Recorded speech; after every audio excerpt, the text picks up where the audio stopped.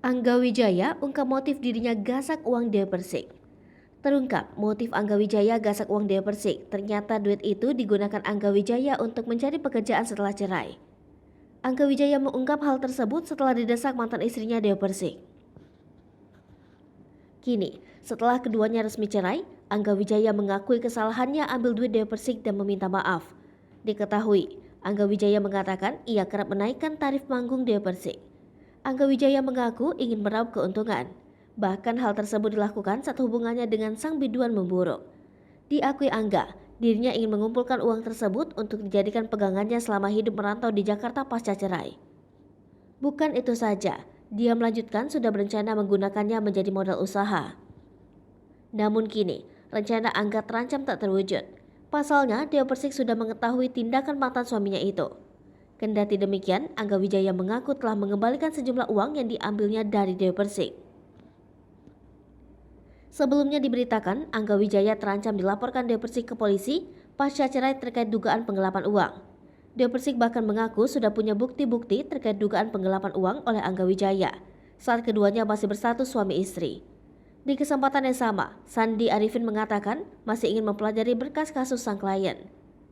Soal rencana laporan polisi, Sandi menegaskan hal tersebut tergantung pada kliennya Dewa Persik. Meski begitu, mantan istri Saipul Jamil ini mengatakan sebenarnya menunggu permintaan maaf dari Angga Wijaya. Namun pelantun mimpi manis ini melanjutkan apabila tak ada etikat baik dari mantan suaminya, maka dirinya tak segan untuk membawa permasalahan ini ke meja hijau. Diakui Dewa Persik, Angga Wijaya hingga kini belum menyampaikan permohonan maafnya perihal permasalahan baru mereka ini. Namun kata Sandi, pihaknya akan segera memanggil mantan suami Dewa Persik itu untuk membicarakan masalah mereka.